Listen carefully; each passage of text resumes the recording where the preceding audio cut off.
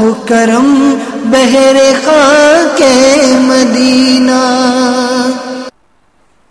الحمدللہ رب العالمین والصلاة والسلام علی سید المرسلین۔ فرمان مصطفیٰ صلی اللہ علیہ وسلم، نیت المؤمنین خیر من عملی، یعنی مسلمان کی نیت اس کے عمل سے بہتر ہے۔ میٹھے میٹھے اسلامی بھائیوں، اچھی نیت نہ ہو تو عمل کا ثواب نہیں ملتا، اس لیے میں نیت کرتا ہوں کہ حصول ثواب کے لیے اللہ و رسول عز و جل و صلی اللہ تعالی علیہ وآلہ وسلم کی اطاعت کرتے ہوئے تلاوت کروں گا۔ آپ سبھی تلاوت قرآن کریم کے تعظیم کی نیت سے جب تک ہو سکے نگاہیں نیچی کیے، دو زانوں بیٹھیے، اور مزید یہ بھی نیت کیجئے کہ رضائی الہی کے لیے حکم قرآنی پر عمل کرتے ہوئے کان لگا کر خوب توجہ کے ساتھ اور اپنے اختیار میں ہوا اور دل میں اخلاص پایا تو حکم حدیث پر عمل کرتے ہوئے اشکباری کرتے ہوئے تلاوت سنوں گا۔ صلو علی الحبیب صلی اللہ تعالی علی محمد صلی اللہ علیہ وسلم۔ اعوذ باللہ من الشیطان الرجیم، بسم اللہ الرحمن الرحیم۔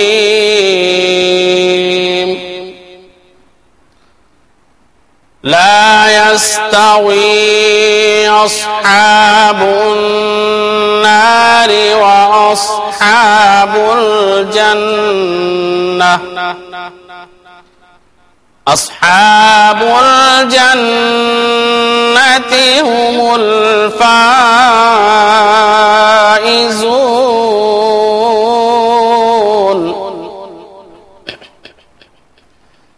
لو أنزلنا هذا القرآن على جبل لرأيته خاشعا متصدعا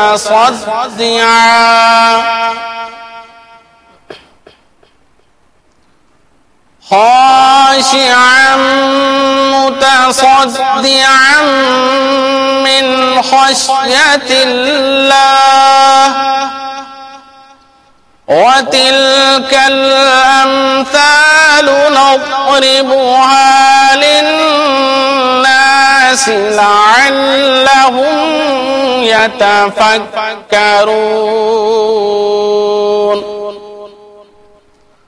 هو الله الذي لا إله إلا هو، عالم الغيب والشهادة، هو الرحمن الرحيم۔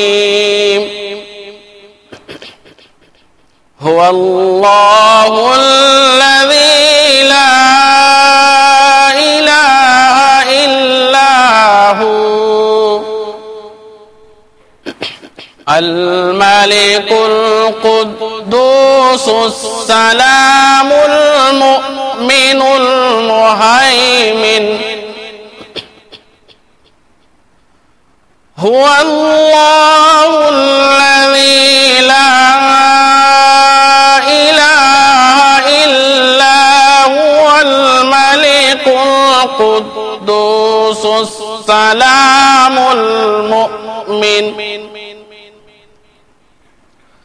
المؤمن المهيمن العزيز الجبار المتكبر، سبحان الله عما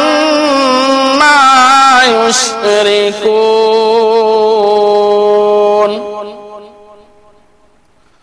هو الله الخالق البارئ المصور، له الأسماء الحسنى،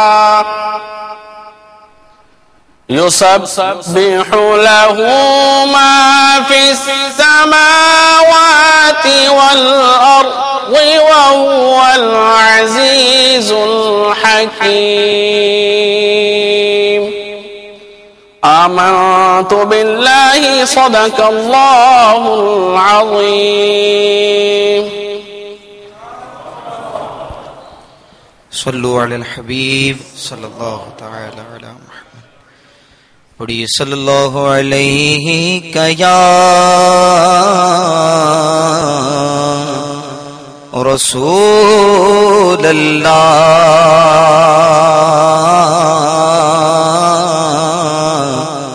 وسلم علیک یا حبیب اللہ.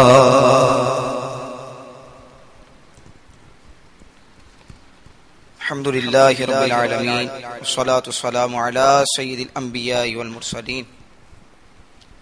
فرمان مصطفیٰ صلی اللہ تعالی علیہ وسلم نیت المؤمن خیر من عملہ، یعنی مسلمان کی نیت اس کے عمل سے بہتر ہے.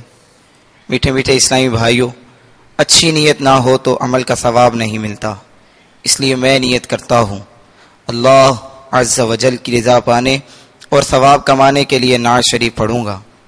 آپ بھی نیت کیجئے کہ حصول ثواب کی خاطر جتنا ہو سکا تعظیم مصطفیٰ کے لیے نگاہیں نیچی کیے، دو زانوں بیٹھ کر گنبد خضرا کا تصور باندھ کر نہایت توجہ کے ساتھ اپنے بس میں ہوا اور دل میں خلوص پایا تو عشق رسول میں ڈوب کر روتے ہوئے یا اخلاص کے ساتھ رونے والوں سے مشابہت کی نیت سے رونے جیسی صورت بنائے نعت شریف سنوں گا.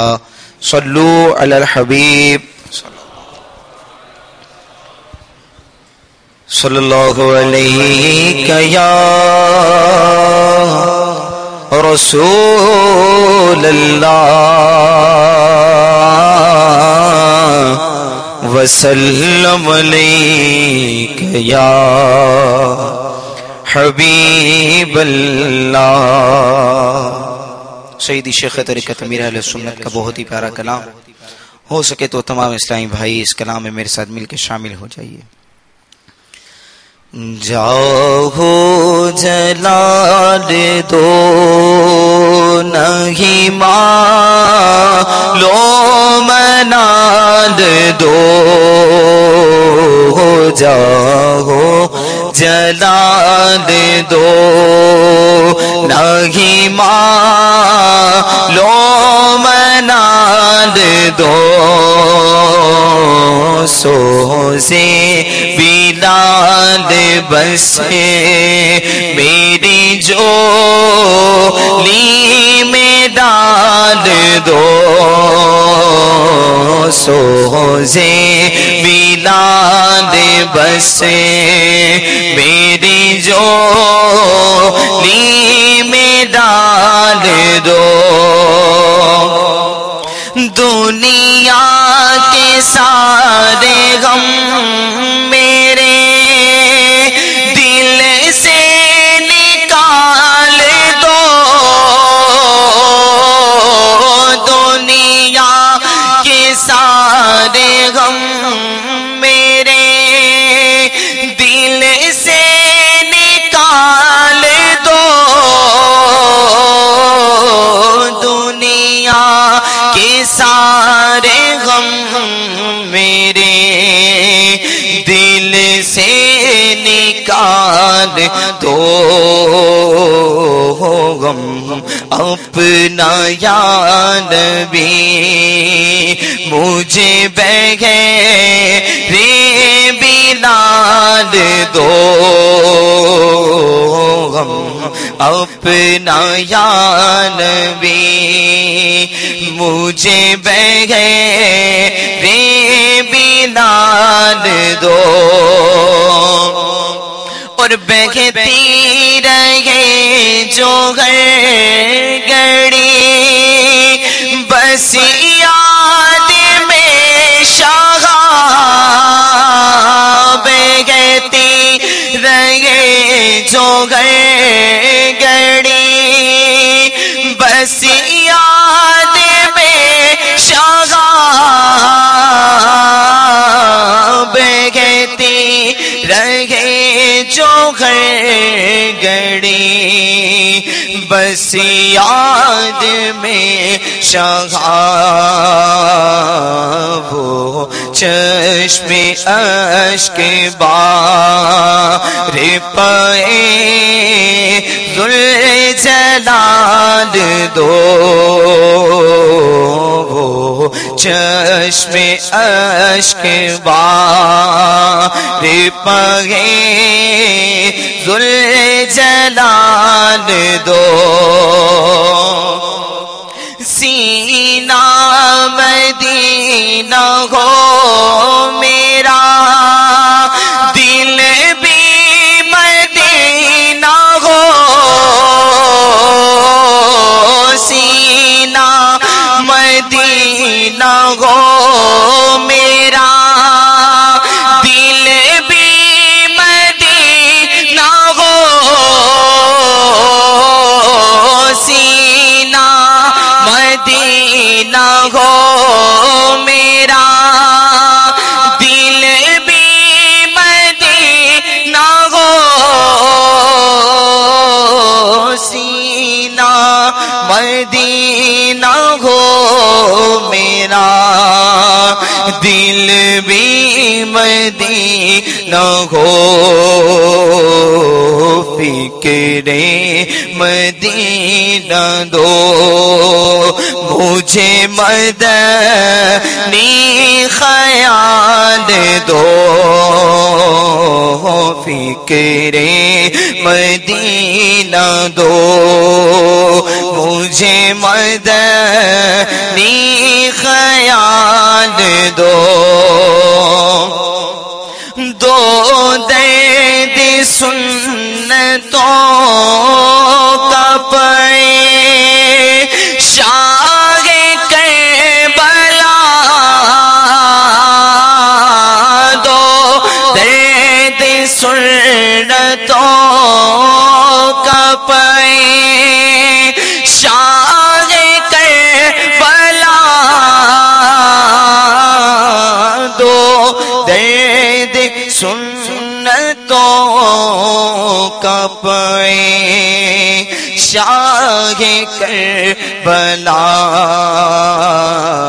امت کے دل سے لذت فحش نکال دو امت کے دل سے لذت فحش نکال دو سوزے بلال بس میری جولی میں ڈال دو ذکر و درود ہے گڑی ورد زبان ہے ذکر و درود ہے گڑی ورد زبان ہے ذکر و درود ہے گڑی ورد زبان ہے ذکر و درود ہے گڑی ورد زبان رگے میری فضول گو ہی کی عادت نکال دو میری فضول گو ہی کی عادت نکال دو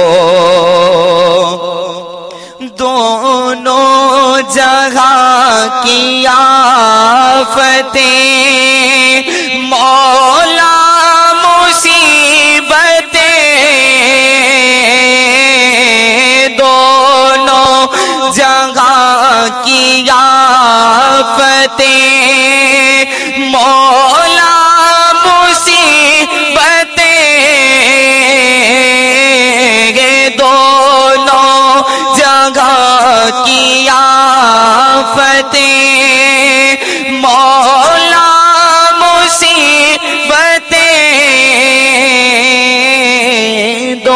دونوں جہاں کی آفتیں مولا مصیبتیں صدقے میں میرے غوث کے سرکار ٹال دو صدقے میں میرے پیر کے سرکار ٹال دو صدقے میں میرے پیر کے سرکار ٹال دو عطار کو گلا کے مدینے میں دو بقی عطار کو گلا کے مدینے میں دو بقی عطار کو گلا کے مدینے میں دو بقی عطار کو گلا کے مدینے میں دو بقی دو پھول کے طفیل ہو پورے سوال دو پھول کے طفیل ہو پورے سوال دو جاہو جلال دو نہیں معلوم منال دو سوزے بینال بس میری جو میں ڈال دو سوزے بینال بس میری جولی میں ڈال دو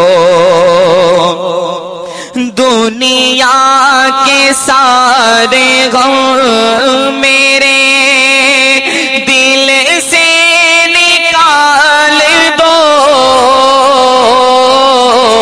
دنیا کے سارے غم میرے دل سے نکال دو دنیا کے سارے غم میرے دل سے نکال دو دنیا کے سارے غم میرے دل سے نکال دو اپنا یا نبی مجھے بغیر بلال دو اپنا یا نبی مجھے بغیر بلال دو سینہ مدینہ ہو میرا دل بھی مدینہ ہو سینہ مدینہ ہو میرا دل بھی مدینہ ہو سینہ مدینہ ہو میرا دل بھی مدینہ ہو سینہ مدینہ ہو میرا دل بھی مدینہ ہو فکر مدینہ دو مجھے مدنی خیال دو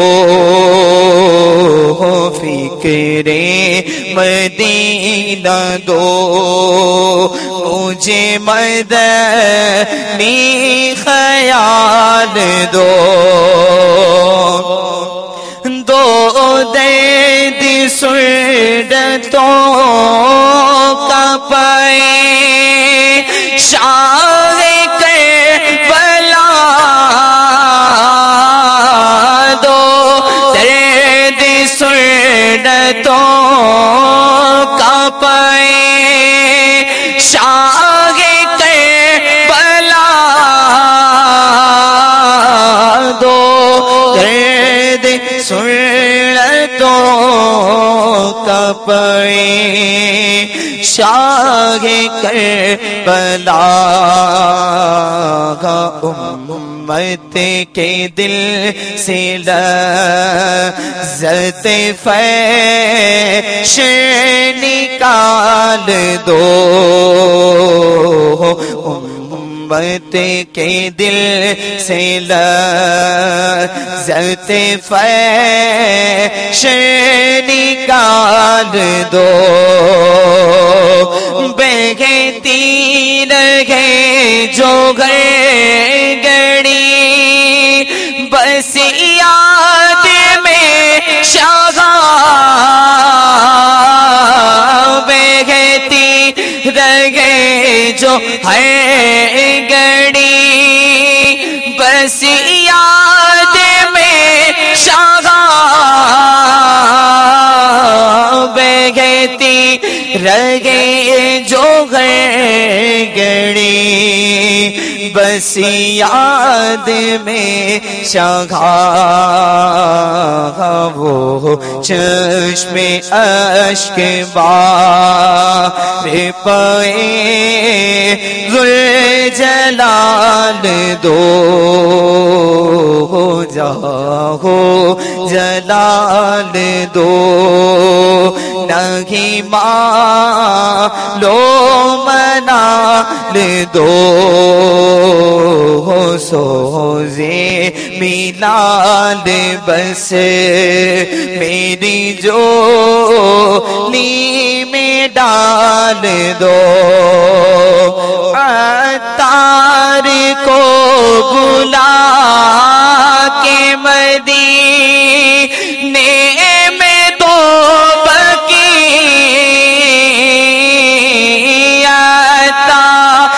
کو بلا کے مدینے میں دو بقیتا کو بلا کے مدینے میں دو بقی تو پھول کے تو ہو پورے سوال دو دو پھول کے تو ہو پورے سوال دو جاؤ جلال دو نہیں مالو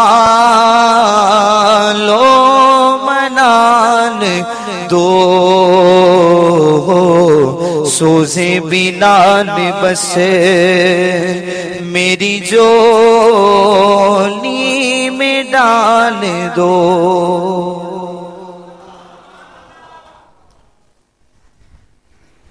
الحمد للہ رب العالمین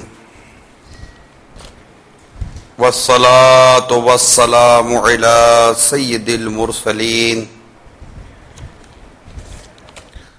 اما بعد فاعوذ باللہ من الشیطان الرجیم بسم اللہ الرحمن الرحیم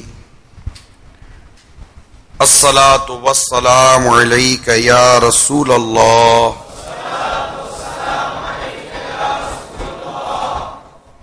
وعلى آلك وأصحابك يا حبيب الله الصلاة والسلام عليك يا نبي الله وعلى آلك وأصحابك يا نور الله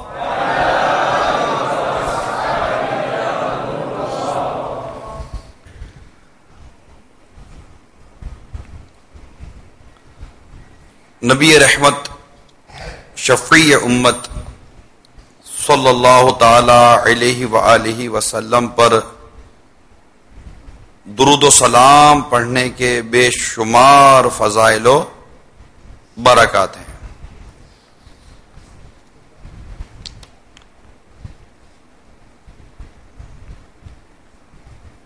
چنانچہ منقول ہے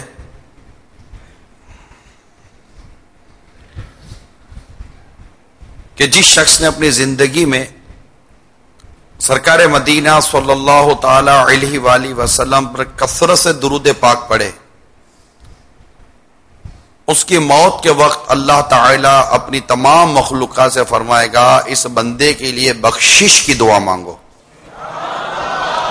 صلو علی الحبیب صلی اللہ تعالی علی محمد وعلی آلہ وصحبہ وبارک وسلم۔ انما الاعمال بالنیات، اعمال کا دار و مدار نیتوں پر ہے۔ نیت المومن خیر من عملہ، مسلمان کی نیت اس کے عمل سے بہتر ہے۔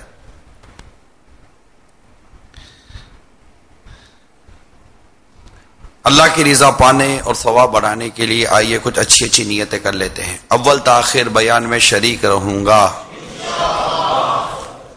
اول تاخیر موبائل فون بند رکھوں گا،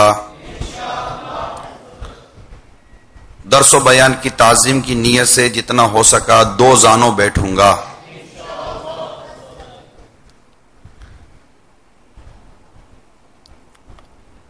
اہم باتیں لکھ لوں گا، حسب موقع عز و جل صلی اللہ تعالی علیہ وسلم رضی اللہ تعالی عنہ رحمت اللہ تعالی علیہ کہوں گا۔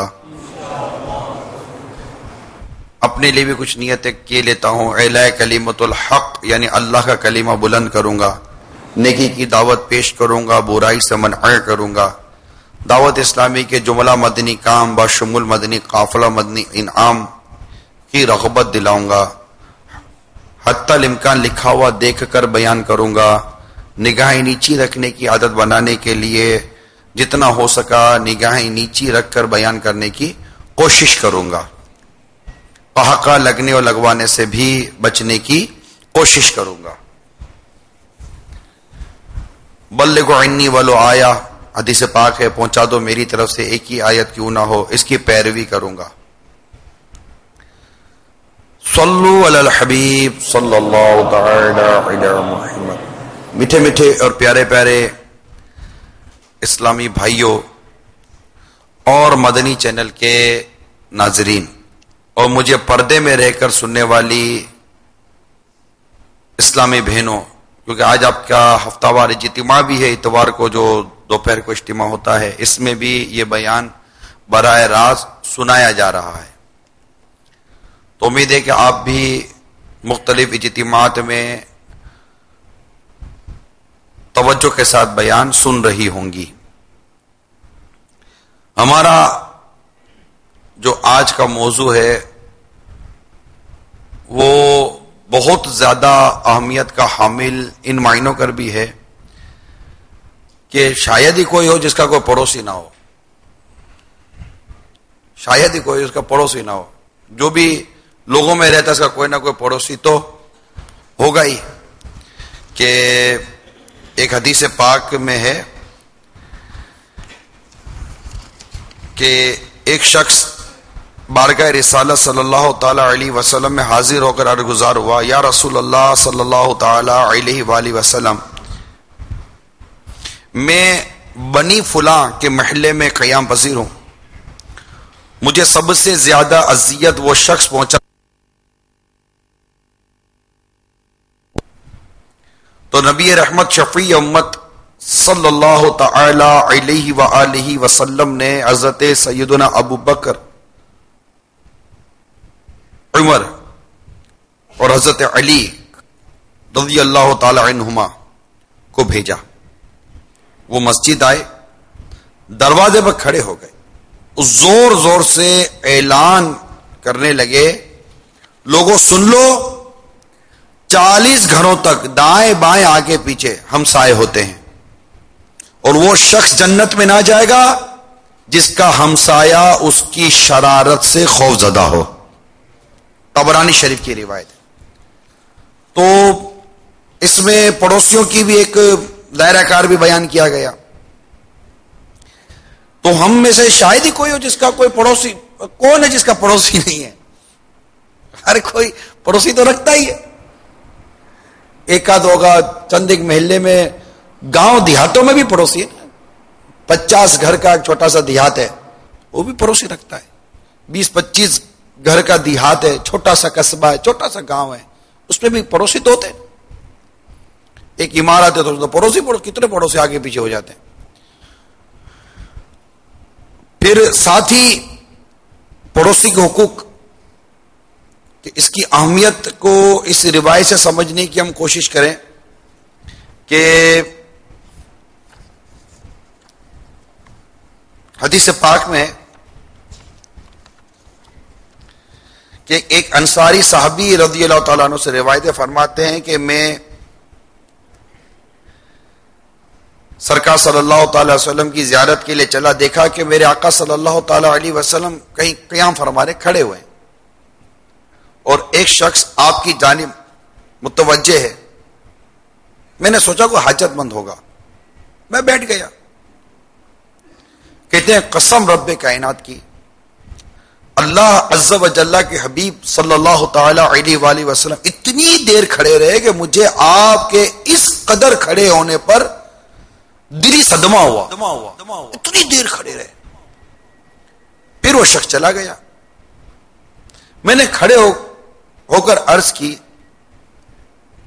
یا رسول اللہ صلی اللہ تعالی علیہ وآلہ وسلم، اس شخص نے آپ کو اتنی دیر تک کھڑے رکھا کہ مجھے آپ کے اتنی دیر تک کھڑے رہنے سے دلی طور پر دکھ محسوس ہوا.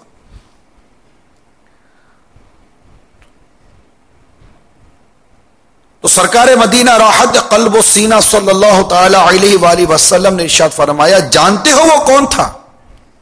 میں نے عرض کی جی نہیں. فرمایا وہ تو جبرائیل علیہ السلام تھے،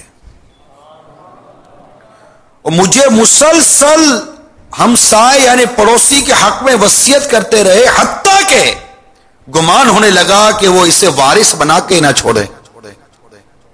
پھر فرماتے اگر تم انہیں سلام کہتے تو وہ تمہیں سلام کا جواب بھی دیتے. تو اس سے اندازہ کیجئے، یہ جو دو روایتیں آپ کے سامنے میں نے بیان کی، کہ اس سے پڑوسی کے متعلق جو آگے پیچھے دائیں بائیں کے حوالے سے جو ہوا یہ، اور مزید یہ کہ پڑوسی کے حوالے سے سرکار صلی اللہ تعالی علیہ وسلم کا یہ ارشاد کہ مطلب ایسا ہوا کہ وہ وراثت میں اس کو حصے دار نہ بنا دیں. اتنی پڑوسی کی اہمیت بیان کی گئی ہے کتابوں کے اندر، روایت کے اندر. قرآن کی آیتیں پڑوسیوں کے حوالے سے بیان کر رہی ہیں. سورہ نساء میں اس کا بیان موجود ہے، سورہ احزاب میں اس کا بیان موجود ہے کہ پڑوسی کے حوالے سے کیا کیا ارشادات قرآن پاک میں بیان کیے جاتے ہیں. تو یوں ہمارا جو آج کا موضوع ہے، پڑوسی کو کیسا ہونا چاہیے، یہاں ضرور میں چند ایک مدنی پھول حاضرین اور ناظرین، سامعین، صرف سننے والیاں جو اجتماع میں ہیں، پردے کی حالت میں جو اسلامی بہنیں شریک ہیں، پھر تھوڑی سی کلیریفیکیشن ان معنوں کا ہو جائے کہ اپنا مائنڈ کلیئر کریں کہ پڑوسی کیا. یعنی میں ایک پڑوسی ہوں، میں جانوں کہ میرا پڑوسی میرا حق ادا کر رہا ہے یا نہیں. میں پڑوسی ہوں، میں جانوں کہ میرا پڑوسی مجھے راحت پہنچا رہا ہے یا نہیں. میں پڑوسی ہوں، میں جانوں کہ میرا پڑوسی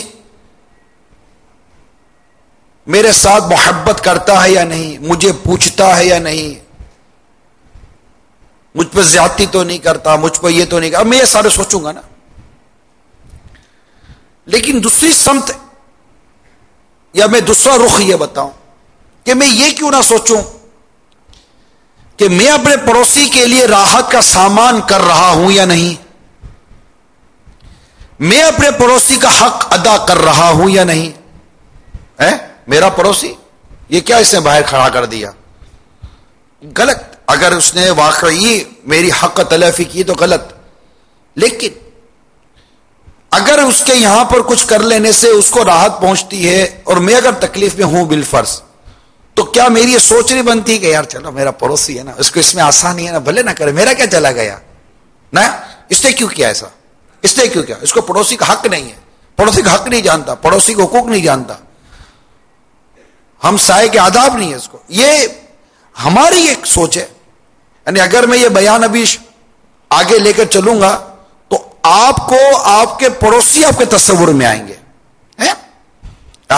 اس نے میرے پڑوسی کو پکڑا، اللہ کرے یہ سن رہا ہو، اللہ کرے یہ سن رہا ہو میرا پڑوسی، پتا نہیں یہ مدری چینلز کے چل رہا ہوگا نہیں چل رہا ہوگا، لائٹ چلے گئی ہوگی تو اس کو پتا کیسے چلے گا کہ اس نے میرے ساتھ کیا کیا تھا. یوں مطلب کہ میں سوچ رہا ہوں گا اور میرے خیالات اور میرے تصورات میں میرا پڑوسی اور میرے پڑوسی کا جو آپریشن ہو رہا ہوگا وہ میرے تصورات میں ہوگا اور میں اندر بلیوں اچھل رہا ہوں گا. آج میرے پڑوسی کو پتا چلے گا کہ کیا ہوا. آپ سوچو کہ آپ کے ساتھ کیا ہو رہا ہے، آپ کا پڑوسی اچھا ہے یا نہیں ہے، یہ بات کی بات ہے. ارے خود آپ اچھے پڑوسی ہو یا نہیں ہو، یہ پہلے اس پر غور کریں.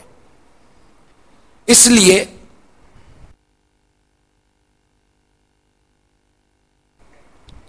کہ میں اچھا پڑوسی ہوں یا نہیں ہوں. پڑوسی کو کیسا ہونا چاہیے، اس میں آپ اپنے پڑوس کا تصور کرنے کے بجائے اپنا تصور باندھیں، کیونکہ آپ ایک پڑوسی ہیں، آپ کے دائیں بائیں آگے پیچھے لوگ رہتے ہیں. میں اپنے بارے میں غور کروں، اب اپنے بارے میں غور کریں. حدیث پاک میں ہے، حدیث پاک کا ایک حصہ ہے کہ سرکار مدینہ صلی اللہ تعالی علیہ وسلم نے ارشاد فرمایا کہ اللہ کے نزدیک بہترین ساتھی پڑوسی وہ ہیں جو اپنے پڑوسی کے لیے اچھے ہوں. اس روایت کے تحت مفسر شہیر حکیم الامت مفتی احمد یار خان علیہ رحمت الحنان اس کی شرح میں بڑے پیارے مدنی پھول عطا فرما رہے ہیں، جس سے ہمیں پڑوسی کی واقعی اہمیت کا پتہ چلے گا. آپ اپنی شرح میں لکھتے ہیں کہ عبادات کی درستی سے بھی زیادہ اہم معاملات کی درستی ہے. یہ معاملات آتے ہیں، علم کے 4 اقسام ہیں. علم 4 چیپٹر میں یا 4 عنوان میں تقسیم ہے، منقسم ہے.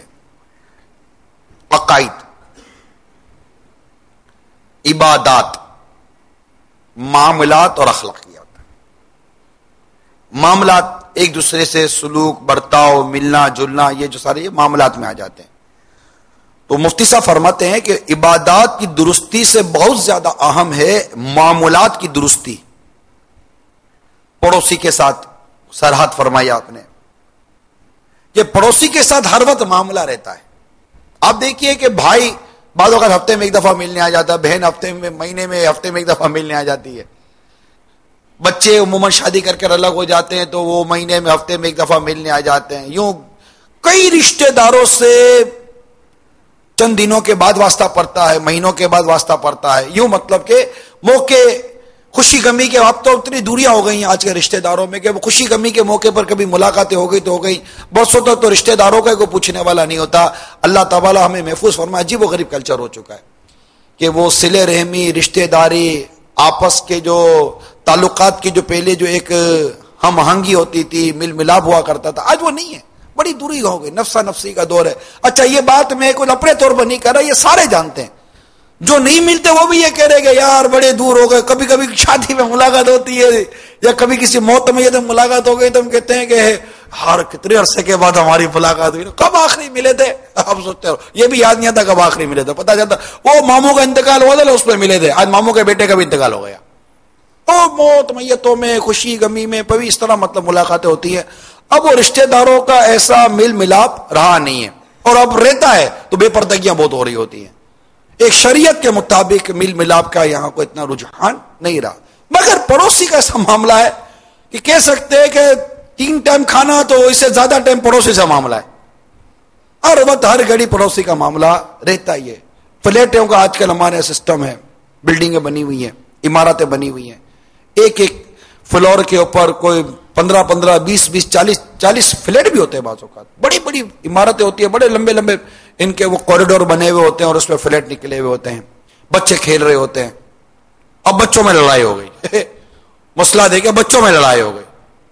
اب بچوں میں لڑائی ہوئی تو بچوں کی لڑائی نہیں ہوئی, وہ یوں سمجھو کہ 2 پڑوسوں کی لڑائی ہو گئی. 2 آدمی ایک ساتھ کام کرتے تھے آفس کے اندر, ان کے بچوں میں لڑائی ہو گئی. تو جب بچوں میں لڑائی ہوئی تو ایک بچے نے جا کر گھر میں شکایت کی, تو اس کے وہ جا کر وہ عورت بات کرنے لگی پڑوسن سے, تو ان دونوں کی لڑائی ہو گئی. جب ان دونوں کی لڑائی ہو گئی تو آدمی جب رات کو آتا ہے تو وہ اس کو وہ عورت کا تو وہ ماتھے کا ٹینک بھرا ہوا, اس کو تو اپنا ٹینک خالی کرنا ہے. اس نے سارا اونڈیلا, پتا ہے کیا ہوا دیکھو اس نے یوں کیا, میں سمجھانے گئی تو یوں کہا, میں سمجھانے گئی تو یوں کہا. وہ جا کر وہ میں بات کرتا ہوں اسے. اب وہ غصے میں وہ بات کرنے کے لیے گیا, ہاتھ میں کوئی چیز آئی, دونوں کی منہ ماری ہوئی, آدمیوں میں منہ ماری ہوئی ہے. آدمیوں میں دوست سے اٹھا کر اسے سر پہ دے مارا. تو وہ بھی کچھ کام کر رہا تھا, مزدوری کر رہا تھا گھر میں کوئی, تو اس نے بھی کوئی 2 چیز پکڑی, اس سے اٹھا کر اس کو مارا. دونوں نے ایک دوسرے کو زخمی کر دیا. دیکھتے دیکھتے دونوں مر گئے. دیکھتے دیکھتے دونوں مر گئے. کہتے ہیں کہ جب دونوں کے گھروں سے جنازے اٹھے تو ان دونوں کے بچے محلے میں باہر کھیل رہے تھے. یہ ایک اس طرح کا واقعہ بنا ہے, اس طرح کا واقعہ یہ بنا ہے جو کہ میں نے اپنے انداز سے بیان کرنے کی کوشش کی. یعنی 2 بچے لڑے, وہ تو بچے تھے نا, وہ تو لڑ گئے. ان 2 کے بچوں کی امیاں لڑ گئیں. صبر, تحمل, بردباری. ٹھیک ہے میرے بچے کی غلطی ہو گئی, میں سمجھا دوں گی. بیٹا نہیں کرتے اس طرح, نہیں یہ تو ہے ہی نہیں نا, میرا بیٹا تو کر ہی نہیں سکتا, تو آپ کا بیٹا پھر کیا کر سکتا ہے؟ بچہ تو بچہ ہوتا ہے, بچہ تو بہت کچھ کر جاتا ہے نا. تو وہ لڑ پڑی ہوگی. یہ میں نے کوئی نئی بات نہیں کی ہے. آئے دن محلوں میں لڑائیاں یہ عورتوں کی ہو رہی ہوتی ہیں, آئے دن عورتوں کی لڑائیاں ہو رہی ہوتی ہیں. ہمارے راستے میں شاید بس میں کم لڑائیاں ہوتی ہوں گی جتنے پڑوسی آپس میں لڑتے ہوں گے. وہ ان کا کس کو پتا چلے. بسوں میں پیسنجر واقعی کم لڑتے ہوں گے مگر پڑوسی اتنا لڑتے ہوں گے, اور اس میں عورتیں, اور عورتوں کے لڑائی کے بعد وہ جو ایسے مرد حضرات ہوتے ہیں جن میں تحمل, بردباری, معاملہ فہمی کم ہوتی ہے. اچھا یوں بولی, اب وہ عورت سے لڑنے جائے تو اس کی تو ویسے ہی مت حالت خراب ہوتی ہے. میں لڑوں گا تو عورت میرے کو بھی نہیں دعوت دے دے. تو وہ آدمی سے بات ہے تو سامنے آدمی بھی اس کے وہ بھی سن کر بیٹھا ہوا ہوتا ہے, اس کی بھی کیسٹ بھری ہوئی ہوتی ہے, اس کی بھی کیسٹ بھری ہوئی ہوتی ہے. دونوں آ کر اپنی اپنی کیسٹ ایک دوسرے پہ خالی کرتے ہیں. غصہ آ جاتا ہے. کسی جیل میں کسی ایک مقرر کا بیان تھا, مبلغ میں چلو کہ مبلغ کا بیان تھا. بیان کے بعد سارے قیدی چلے گئے. ہمارے الحمدللہ جیلوں میں جو کام ہو رہا تھا, مبلغ جا کر مختلف مواقع پہ بیانات کرتے ہیں, پھر ملاقاتیں بھی ہوتی ہیں, پھر لوگ اپنے بیرکس میں چلے جاتے ہیں. تو وہ کہتے ہیں کہ ایک قیدی مجھ سے ملا اور مجھے کہنے لگا کہ میں قتل کے جرم میں اندر میں ہوں. تو میں نے اس کو پوچھا قتل کے بارے میں کہ لوگ قتل کیوں کرتے ہیں, تو اس نے کہا کہ قتل کی اصل سبب غصہ ہے. غصہ آ جاتا ہے, غصے پر قابو نہیں رہتا. اور یہ ہمارا بھی ہے کہ غصہ آ جاتا ہے تو پہلے گالی نکلتی ہے, پھر ہاتھ ٹوٹتا ہے, پھر فائر ہو جاتا ہے, یا کوئی ایسی چیز مار دیتے جس سے وہ قتل ہو جاتا ہے. تو یا تو دوسرا اس کو قتل کر دے، اس کے رشتے دار اس کو قتل کر دیتا، وہ جیل کے اندر یا تو پھر سزا بھگت رہا ہوتا ہے، سزائے موت کا شکار ہو جاتا ہے. اس طرح کے معاملات ہوتے رہتے ہیں. تو یاد رکھیے کہ مفتی صاحب فرماتے ہیں شرح میں کہ پڑوسی کے ساتھ اچھا برتاؤ کرنا چاہیے. یہ جو روایت تھی نا کہ اللہ کے نزدیک بہترین ساتھی پڑوسی وہ ہیں جو اپنے پڑوسی کے لیے اچھے ہوں، اس کے تحت فرماتے ہیں اچھا برتاؤ کرنا بہت ضروری ہے پڑوسی کے. اس کے بچوں کو اپنی اولاد سمجھے، اس کی عزت و ذلت کو اپنی عزت و ذلت سمجھے. یہاں تک غیر مسلم پڑوسیوں کے بھی حقوق رکھے گئے. یعنی پڑوسیوں کے حقوق کا یوں بیان کیا جاتا ہے کہ اگر پڑوسی رشتہ دار ہے، پڑوسی مسلمان ہے، رشتہ دار ہے، تو حق کے پڑوس، حق کے مسلم پہلا حق کے پڑوس، حق کے رشتہ داری. مثال کے طور پر آپ کی خالہ آپ کے پڑوس میں رہتی ہے، تو آپ کی خالہ آپ کے پڑوس میں رہتی ہے، تو اب 3 حقوق ہو گئے خالہ کے. تو اس کی بھی تو پڑوس میں اس کی بھی رشتہ دار ہوئے نا. خالہ بولے کہ دیکھ میرے حقوق گنتی کروا، تو خالہ جان وہ پڑوسی جو دوسرا جو آپ کا ہے نا وہ بھی آپ کا رشتہ دار ہی ہے، تو آپ کے بھی کچھ حقوق میں بیان کر رہا ہوں نا. یہ سب کے یہ ایک میرے لیے پرابلم یہ ہے جو سوچتا رہتا ہوں، ہر کوئی غیر کے لیے سوچتا ہے، اپنے اوپر نہیں لے رہا ہوتا. یہ ہمارا ایک بہت بڑا پرابلم ہے. اپنے اوپر لینے کی میں بار بار آپ کو مدنی التجا کرتا رہوں گا، برائے کرم اپنے اوپر لینے کی عادت پیدا کریں. ہم اچھے نہیں ہیں، اور ہمارے اچھے نہ ہونے کی ایک علامت بھی یہ کہ ہم اپنے اوپر غور بھی نہیں کرتے. تو اب مثال کے طور پر خالہ آپ کے قریب رہتی، پڑوس میں آپ کے خالہ رہتی ہے، تو حق مسلم کہ خالہ اگر مسلمان ہے تو حق مسلم، پھر حق خالہ رشتہ داری کہ ماں کے بعد بڑا مقام خالہ کا بھی ہے حدیث میں، اور تیسرا حق پڑوس. اب جو پڑوس میں ہے یہ رشتہ دار نہیں ہے، تو 2 حق ہو گئے، حق مسلم اور حق پڑوس. اور اگر پڑوسی نہ رشتہ دار ہے نہ مسلم ہے، غیر مسلم ہے، تو ایک حق ہو ہمیشہ ہر ایک کو اپنے یہاں کے علماء اہل سنت سے لے لینی چاہیے کہ میرا پڑوسی غیر مسلم ہے تو میں اس کے کیا حق ادا کروں. اس کی بہت بڑی تفصیل ہے، اس کے بہت سارے استثناءات جس کو کہتے ہیں، یعنی کہ یہ کر سکتے، یہ نہیں کر سکتے، یہ کر سکتے، یہ نہیں کر سکتے. اس کی بہت ساری وضاحت ہے، اور یہ ایک الگ پورا ایک ٹاپک ہے، ایک الگ پورا بیان ہے. البتہ یہ 3 حقوق ہیں. تو اب ہم دیکھیں کہ ہمارا پڑوسی کون ہے، پھر ان سب کے حقوق ادا کرنے ہوتے ہیں. اب مثال کے طور پر آپ کا کوئی پڑوسی اس سے بھی زیادہ کوئی مطلب کہ مزید کوئی اہمیت کا حامل ہے، تو یوں مطلب کہ جس طرح اس کے حقوق لگتے چلے جائیں گے آپ کو اس کے حقوق ادا کرنے پڑیں گے. تو غیر مسلموں کے بھی حقوق شریعت نے رکھے ہیں. آپ اس پر غور کیجئے کہ حضرت سیدنا با یزید بسطامی رحمت اللہ تعالی علیہ کا جو پڑوسی تھا وہ غیر مسلم تھا. اس کے بال بچے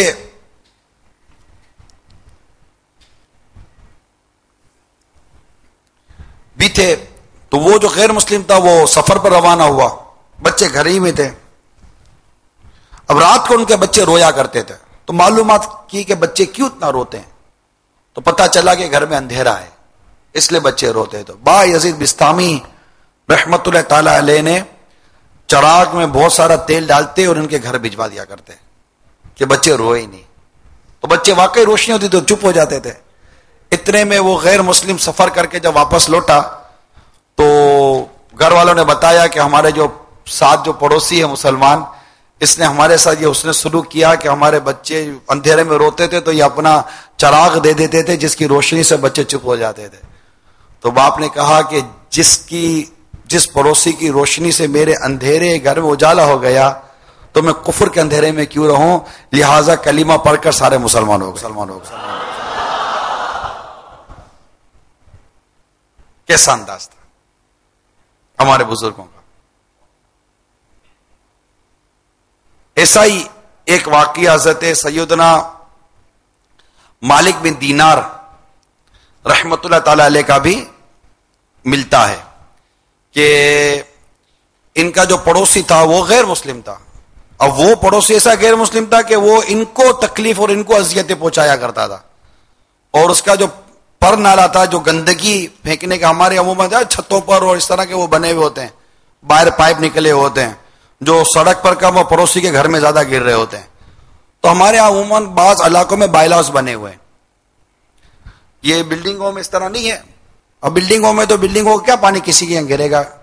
بائیلاز بنے ہوئے ہیں، قانون بنے ہوئے ہیں کہ دیواریں اتنی گیپ سے، پڑوسی کی دیوار اور آپ کی دیوار کے اندر 5 فٹ کا 5 فٹ کا، بعض الگ الگ ایریاز کے الگ الگ بائیلاز بنے ہوئے کہ اتنے فٹ آپ جگہ چھوڑیں.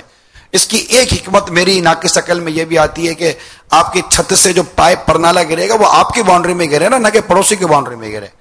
آپ کے گھر کے باہر کوڑے کا ڈبہ آپ کے گھر کے باہر رکھو نا، پڑوسی کے گھر کے باہر کیوں رکھتے ہو؟ آپ کی کار پارکنگ اپنے دروازے کا راستہ بند کرے، پڑوسی کے دروازے کا راستہ کیوں بند کرتے ہیں؟ آپ اپنی مطلب کہ سوچو، سب باہر والوں کی مطلب آپ کی طرف سے آپ کے پڑوسی کو تکلیف نہیں پہنچنی چاہیے، یہ انداز ہونا چاہیے. البتہ پڑوسی کے حوالے سے میں حضرت سیدنا مالک بن دینار رحمۃ اللہ تعالی علیہ کا واقعہ بیان کر رہا تھا کہ آپ نے مکان کرائے پر لیا ہوا تھا. اب اس مکان کا پڑوسی بھی غیر مسلم تھا. تو سیدنا مالک بن دینار رحمۃ اللہ تعالی علیہ کے حجرے میں اس مکان کے دروازے کے قریب تھا، تو وہ پر نالا بنا رکھا تھا، تو گندگی اور یہ ساری چیزیں سیدنا مالک بن دینار رحمۃ اللہ تعالی علیہ کے گھر میں نجاست وغیرہ گرا کرتی تھی. تو اس نے مدت تک ایسا ہی کیا، مگر کبھی بھی حضرت سیدنا مالک بن دینار رحمۃ اللہ تعالی علیہ نے شکایت نہیں فرمائی. آخر ایک روز وہ غیر مسلم تھک گیا. مطلب آپ دیکھو کہ غیر مسلم ستا کر تھک گیا. جس کو تھکایا جا رہا ہے، جس کو ستایا جا رہا ہے، وہ تھک ہی نہیں رہا. کمال کی بات تھی نا، واقعی اللہ کے بندے کمال کے ہوتے ہیں. تو وہ تھک گیا نا، تھک کر پوچھنے لگا کہ سوال کیا میرے پڑھنے سے آپ کو تکلیف تو نہیں ہے؟ اپنے یہ سب تو گریبان پکڑ لے، ایک تو بولتا نہیں ہو، اوپر سے آ کر بھی پوچھتا ہی ہے کہ تکلیف تو نہیں ہے. اتنا تکلیف دے رہا ہے پھر بھی پوچھنا تکلیف نہیں ہے. تو قربان جاؤ ان کے حسن اخلاق پر. سیدنا مالک بن دینار علیہ رحمت اللہ الغفار فرماتے ہیں ہوتی تو ہے، مگر میں نے ایک ٹوکری اور جھاڑو رکھ چھوڑی ہے، جو نجاست گرتی ہے اسے صاف کر لیتا ہوں.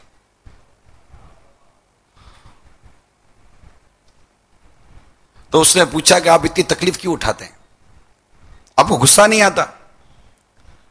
فرمایا میرے رب عز و جل نے ارشاد فرمایا ہے وَالْكَاظِمِينَ الْغَيْظَ وَالْعَافِينَ عَنِ النَّاسِ وَاللَّهُ يُحِبُّ الْمُحْسِنِينَ. ترجمہ کنز الایمان. اور غصہ پینے والے اور لوگوں سے درگزر کرنے والے اور نیک لوگ اللہ کے محبوب ہیں. یہ آیت مقدسہ سن کر وہ غیر مسلم بے حد متاثر ہوا اور یوں عرض گزار ہوا یقیناً آپ کا دین نہایت ہی عمدہ ہے. آج سے میں سچے دل سے اسلام قبول کرتا ہوں. پھر اس نے کلمہ پڑھا، مسلمان ہو گیا. 2 واقعات میں نے آپ کو سنائے. 2 واقعات میں نے آپ کو سنائے. ایک واقعہ یہ تھا کہ ان کے ساتھ حسن سلوک ایسا ہوا غیر مسلم کے ساتھ کہ وہ کلمہ پڑھ کر مسلمان ہو گئے. اور ایک واقعہ وہ سنا ہے کہ غیر مسلم نے تکلیف دی اور اس کی تکلیف پر صبر کیا. یہ بھی اس نے اخلاق ہے، صبر کرنا یہ بھی اس نے اخلاق ہے. تو اس تکلیف پر اتنا صبر کیا کہ آپ کا صبر دیکھ کر، آپ کو اس نے اخلاق دیکھ کر وہ غیر مسلم مسلمان ہو گیا. ہمارا پڑوسی ہمیں دیکھ کر نمازی نہیں بنتا، یعنی غیر مسلموں کو مسلمان کر لیتے تھے ہمارے بزرگان دین. پڑوسی کی بات کر رہا ہوں، غیر مسلموں کو مسلمان کر لیتے تھے. اور ہم ہیں کہ کچھ بنتا ہی نہیں ہے. میں آپ کو اب کوشش کرتا ہوں، اللہ کرے کہ میں تسلسل کے ساتھ آپ کو کچھ روایتیں بیان کرنے میں کامیاب ہو جاؤں. یقین مانیے یہ روایتیں جو سرکار مدینہ صلی اللہ تعالی علیہ وسلم نے ارشاد فرمائی، اس پر غور کیجئے کہ پڑوسی کے بارے میں کیسی کیسی روایتیں ملتی ہیں، کتنی اس پر تاکید کی گئی ہے. چنانچہ ایک حدیث پاک فرمان مصطفیٰ، جو شخص اللہ عز و جل اور یوم آخر پر ایمان رکھتا ہو اسے چاہیے کہ اپنے ہمسائے کو مت ستائے. جو بندہ اللہ عز و جل آخرت کے دن پر ایمان رکھتا ہو اسے چاہیے کہ اپنے مہمان کا اکرام کرے، اور جو اللہ تعالیٰ اور یوم آخرت پر ایمان رکھتا ہو اسے چاہیے کہ اچھی بات کہے ورنہ خاموش رہے۔ دوسری حدیث،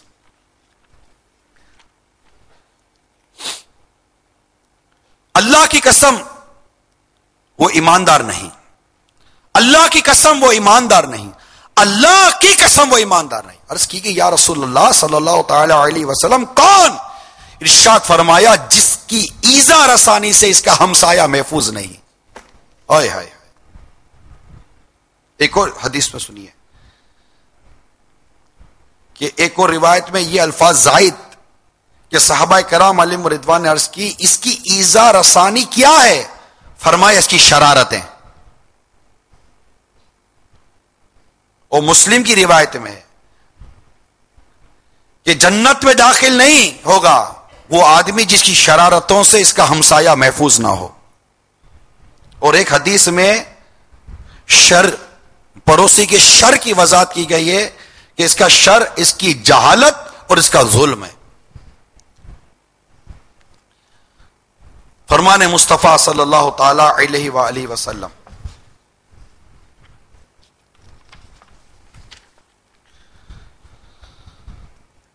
جس نے اپنے ہمسائے کو دکھ دیا اس نے مجھے دکھ پہنچایا، اور جس نے مجھے دکھ پہنچایا اس نے اللہ عز و جل کو دکھ پہنچایا، یعنی اس کی نافرمانی کی، کیونکہ اللہ کو کوئی دکھ نہیں پہنچا سکتا۔ جس نے اپنے پڑوسی کے ساتھ لڑائی کی تو اس نے میرے ساتھ لڑائی کی، اور جس نے میرے ساتھ لڑائی کی بلا شبہ اس نے رب عز و جل کے ساتھ لڑائی کی، اور ہے کوئی جو اللہ کے ساتھ لڑ سکے؟ ایک اور حدیث سنیے، ارشاد فرمایا ایک غزوے کے موقع پر سرکار صلی اللہ تعالی وسلم غزوے پہ تشریف لے گئے تو ارشاد فرمایا آج ہمارے ساتھ وہ شخص نہ بیٹھے جس نے اپنے ہمسائے کو اذیت پہنچائی ہو۔ لوگوں میں سے ایک شخص نے عرض کی میں نے اپنے ہمسائے کی دیوار کی بنیاد پر پیشاب کر دیا۔ سرکار مدینہ صلی اللہ تعالی علیہ وسلم نے ارشاد فرمایا تم آج ہمارے پاس مت بیٹھو، اٹھا دیا۔ یاد رکھیے حدیث پاک میں قیامت کے روز سب سے پہلے جو جھگڑا یعنی فیصلے کے لیے پیش ہوگا وہ دو ہمسایوں کا ہوگا۔ یعنی یہ معلومات کی بات عرض کر رہا ہوں کہ عبادات میں سب سے پہلے حساب نماز کا ہوگا، اور معاملات میں سب سے پہلے حساب خون ناحق کا ہوگا۔ جو خون ناحق بہاتے ہیں نا یہ سے عبرت حاصل کرے، قیامت کے دن کیا جواب دیں گے؟ آج یہ جو ٹھٹر کرتے ہوئے فائرنگیں کرتے ہوئے یہ مار دیتے ہیں وہ خون ناحق بہاتے ہیں، چپ جاتے ہیں، چپ گئے، چلو چپ گئے، کب تک چپ ہو گئے؟ کس سے چپ ہو گئے؟ اللہ سے چپ سکتے ہو؟ اللہ سے کون چپے گا؟ اللہ جانتا ہے تم نے یہ ظلم کیا، اللہ جانتا ہے تم نے ناحق قتل کیا، اور اس پر ایکڑیاں مارتے ہو، تڑیاں مارتے ہو، بدماشیاں کرتے ہو، لوگوں کو ڈراتے ہو، دھمکاتے ہو، جانتے نہیں ہو میں کتنا خطرناک آدمی ہوں۔ تمہارے اس شر سے تمہارے محلے والے تمہارے پڑوسی ڈر رہے ہیں، بڑا خطرناک آدمی ہے، ڈاکو ہے، چور ہے، بدماش ہے، گالیاں دیتا ہے، دھمکیاں دیتا ہے، تھوڑا سا کچھ کرو تو لڑنے کو آ جاتا ہے۔ یہ ساری طبیعتیں جس میں وہ سب نوٹ کریں۔ تو جو معاملات میں جو سب سے پہلے حساب ہوگا وہ خون ناحق کا ہوگا، اور حقوق میں جو سب سے پہلے فیصلہ ہوگا، حساب ہوگا، وہ پڑوسیوں کے آپس میں جھگڑے گا ہوگا، جس کا میں نے ابھی شروع میں واقعہ بیان کیا۔ تو آپس میں جھگڑنا بند کر دیں اور ایک دوسرے کے ساتھ ہمدردی کا اظہار کریں، رعایت کریں۔ حدیث پاک میں ایک آدمی نے رسول اکرم صلی اللہ تعالی علیہ وسلم کے پاس حاضر ہو کر اپنے ہمسائے کی شکایت کی۔ آپ نے اس سے فرمایا جاؤ صبر کرو۔ وہ 2-3 مرتبہ حاضر ہوا، آپ نے فرمایا جاؤ اپنا سامان نکال کر راستے میں ڈال دو. اس نے ایسا ہی کیا. اب وہاں سے گزرنے والے لوگ اس کی وجہ پوچھنے لگے کہ تمہارا سامان راستے میں کیوں پڑا ہوا ہے؟ تو اس نے کہا میرے ہمسائے کے متعلق اس نے بتایا کہ مجھے تکلیف دیتا رہتا ہے، ستاتا ہے. اب لوگ لعنت ملامت کرتے رہے. تو اب اس نے جو اپنے ہمسائے کو ستایا تو اس کو بھی لوگوں کی طرف سے لعنت ملامت ہوئی. بعض لوگوں نے بد دعائیں کی. اب وہ ستانے والا جو تھا وہ اس کے پاس آ کر کہنے لگا اپنے گھر واپس آ جاؤ، اب تم میری کوئی ایسی حرکت نہیں دیکھو گے جو تمہیں ناپسند ہو. مگر آپ دیکھیے کہ اس نے سرکار صلی اللہ تعالی علیہ وسلم کی بارگاہ میں ضرور شکایت کی، لیکن اس کو ستانے کے بدلے ستانے کا کوئی حکم نہیں ہوا کہ تم کو یہ ستاتا تو تم بھی ستا لو. یعنی اگر آپ کا پڑوسی اللہ کی نافرمانی کر رہا ہے آپ کے حق میں، تو آپ کے اللہ کی نافرمانی کریں گے؟ دیکھیے میں جانتا ہوں کہ اس جو موضوع ہے یہ مطلب میری سمجھتا کہ کوئی سے متعلق نہیں ہے. اس لیے میں آپ کو کثرت کے ساتھ حدیث سنانے کی میری نیت ہے کہ میں کثرت کے ساتھ آپ کو نبی کے ارشاد سناؤں گا کہ ہمارے نبی نے ہمسائے کے بارے میں، پڑوسی کے بارے میں کیا فرمایا، ہمارے بزرگوں کے، ہمارے اسلاف کے کیا انداز اور کیا کردار ہوا کرتا تھا. آج بھی یہ مطلب کوئی ڈھکی چھپی بات نہیں ہے. پچھلے دنوں کو ایک واقعہ ہے کہ ایک شخص جرمنی گیا، مسلمان جرمنی گیا کسی مقصد کے تحت. اس نے مکان لیا تو اس کے مکان کے ساتھ جو اس کا پڑوسی تھا وہ غیر مسلم تھا، جرمن تھا. وہ کسی کام سے 2-3 مہینے کے لیے کہیں سفر پر چلا گیا. تو اس نے مسلمان جو پڑوسی تھا اس نے دیکھا کہ اس کے گھر کے باہر کچھ پیپر وغیرہ آتے رہتے تھے، ڈاک وغیرہ اس طرح کے پوسٹیج وغیرہ آتے رہتے تھے. اب اسے دیکھا یہ تو ہوائیں آ رہی ہیں، یہ تو اڑ اڑ کے ساری چیزیں اڑ جائیں گی. تو اس نے کیا کیا کہ اس کی جو پڑوسی تھا جرمنی تھا، غیر مسلم تھا، وہ اس کے پیپر اٹھاتا اپنے گھر میں رکھ لیتا. 2 یا 3 ماہ تک اس نے ایسا ہی کیا. جب 3 ماہ کے بعد وہ غیر مسلم واپس لوٹا تو اس نے جا کر وہ سارے پیپر اور جو چیزیں اس نے اٹھائی تھی وہ سارے جا کر اس کو واپس کی. اس نے کہا واٹ از دس؟ تو اس نے سارا ڈیٹیل بتایا کہ یہ چیز تھی اور اسی طرح میں دیکھتا تھا اور میں نے سنبھال لی کہ پتہ نہیں اس میں کون سی چیز تمہارے کام کی ہو، ایکسپائری ہو گئی، نہ ایکسپائری ہو گئی، تمہارے کام کے لیٹر ہوں گے، یہ وہ 10 چیزیں اس کو بیان کی. تو اس نے غیر مسلم نے کوسچن کیا، سوال کیا کہ تیرا پرپس کیا ہے؟ پیسے چاہیے؟ تجھے کیا چاہیے؟ تو نے یہ جو خدمت کی، تو نے یہ میرا کام کیا، تو واٹس یور پرپس؟ تمہارا مقصد کیا تھا؟ اس نے کہا نتھنگ، کچھ بھی نہیں، یہ کہ بس تمہیں تکلیف نہ ہو. کیا کہا؟ یہ کہ تمہیں بس تکلیف نہ ہو. اب وہ حیرت سے دیکھنے لگا، وہ کلمہ پڑھ کر مسلمان ہو گیا.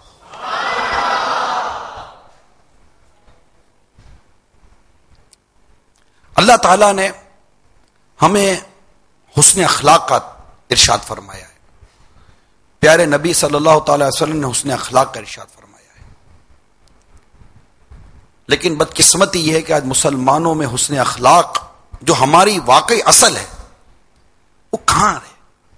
ڈانٹ ڈپٹ، غصہ، چیچڑاپن، غیبت، بدگمانی. ہماری تو زبان سے ہمارا پڑوسی محفوظ ہے، مسلمان پڑوسی محفوظ نہیں ہے. اور غیر مسلم کیا بات کرو، غیر مسلم اگر ہمارا مدنی چینل دیکھتے سنتے، دیکھو یہ ہمارا اسلام ہے. رائٹس آف نیبر، اسلام اس کو مینشن کرتا ہے، بیان کرتا ہے، ڈیٹیل ہے اس کی پوری. ایون نان مسلم ہو اس کے بھی حقوق بیان کرتا ہے ہمارا اسلام. اور اگر ان تمام حقوق جو بیان کیے گئے جو ادا کرنے ان کے حقوق کے ساتھ مسلمان جیے، کیا جب کہ اس کا غیر مسلم پڑوسی اپنے پڑوسی مسلمان کے اس نے اخلاق سے مسلمان نہ ہو جائے. لیکن کوئی لائف اسٹائل بھی تو فرق نہیں ہے نا. اگر آپ کا غیر مسلم پڑوسی ہے تو وہ دیکھتا ہے کہ میں بھی تو سویا ہوا ہوں، یہ بھی تو سویا، میری کون سی نماز تھی، اس پڑوسی کی نماز تھی، یہ کون سا نماز کے لیے نکلا تھا. ایک لائف اسٹائل، ایک کلچر جو ہے ہمارا، وہ کتنا مطلب کہ وہ مسلم اور غیر مسلم کے حوالے سے اگر میں بات کروں، ایسے کئی کنٹریز ہیں جن میں غیر مسلم اور مسلمان ایک دوسرے کے پڑوسی ہوتے ہیں. میں تمام اسلامی بھائی سے سوال کرتا ہوں کہ آپ کے اور آپ کے جو نان مسلم پڑوسی ہے، آپ کے لائف اسٹائل میں کیا فرق ہے؟ کوئی ایسی میجر، اسلام تو بڑی میجر فرق رکھ رہا ہے، بڑے فرق رکھ رہا ہے. کم کچھ نہیں تو وضع کا فرق ہے، وضع کرتا جس کو طور طریقہ کہتے ہیں، اس کا فرق ہے. یعنی مسلمان کے گھر کا ماحول جب غیر مسلم کے گھر پر اثر کرتا ہے تو غیر مسلم اس اثر کو قبول کر کے مسلمان ہو جاتا ہے. اور یہاں پر بدقسمتی سے یہ ہے کہ غیر مسلموں کے کلچر اور ان کا طور طریقہ ہمارے مسلمان پڑوسی کے گھر میں پڑتا ہے تو مسلمان کا گھر تبدیل ہو جاتا ہے. میں یہ نہیں کہتا معاذ اللہ کہ وہ ایمان سے ہاتھ دھو بیٹھتا ہے، میں کلچر کی بات کر رہا ہوں، کلچر کی بات کر رہا ہوں. بعض تو ایسی حرکتیں ہیں کہ وہ اس کا ایمان داؤ پہ لگ جاتا ہے. مگر یہ ساری چیزیں کون دیکھے، کون سمجھے؟ یہاں تو ہمارا مسلمان پڑوسی ہماری زبان اور ہاتھ سے محفوظ نہیں ہے یار. کہ مسلمان کی پہچان یہ حدیث پاک میں آئی ہے کہ جس کی زبان اور اس کی ہاتھ سے اس کا دوسرا مسلمان محفوظ ہو. یا تو مسلمان جو کسی اور محلے اور علاقے میں رہتا ہے یہ دور کی بات ہے، ہمارا پڑوسی ہماری زبان اور ہمارے ہاتھ سے محفوظ نہیں ہے. ہمارا پڑوسی غیبت اس کی ہوتی ہے. امیر علیہ سنت نے اپنی کتاب غیبت کی تباہکاریاں کے صفحہ نمبر 358 سے